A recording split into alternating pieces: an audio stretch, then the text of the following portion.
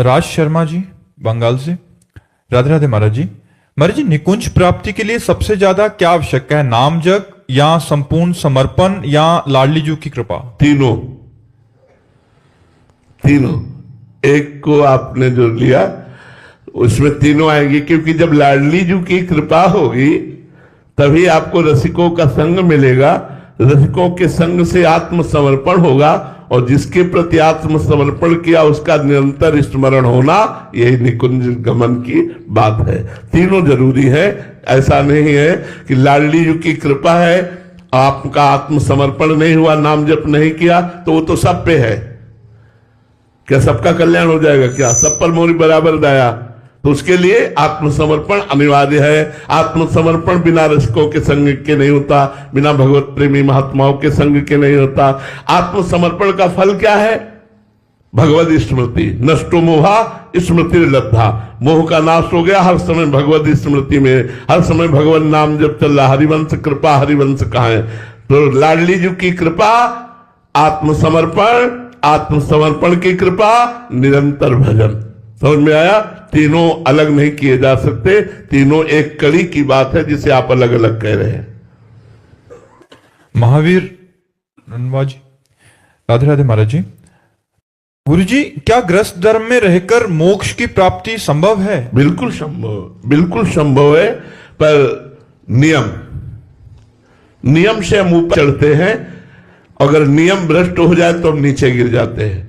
जो गृहस्थ में केवल अपनी पत्नी से ही भाव रखता है, अपने परिवार को धर्म पूर्वक कमाई से पालता है, आए हुए अतिथि को प्राणपण से स्वागत करता है और नाम जप करता है, उसको घर में रहते हुए भगवत प्राप्ति हो जाएगी। हमारी बात लिख लो।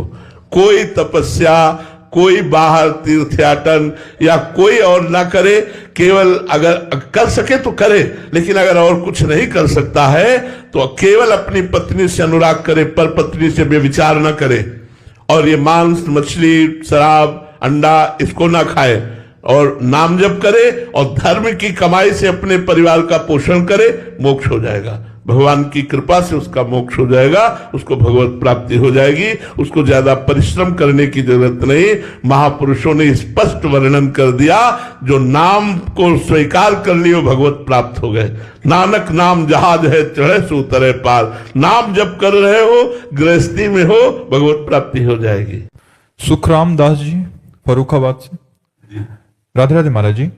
महाराज जी, आदि से ज्यादा उम्र बीत जाने के बाद भजन शुरू किया। इस भगवत प्राप्ति के मार्ग पर चलने के लिए भगवत प्राप्ति ना हुई तो महाराज जी फिर से जन्म इसी मनुष्य जीवन का मिलेगा? पता नहीं क्या मिलेगा। भरत जैसे महापुरुष को अगला जन्म हिरण का मिलता है, हम तुम्हारे लिए गारंटी कैसे दे सकते हैं कि आप मनुष्य ही बन सकते हो?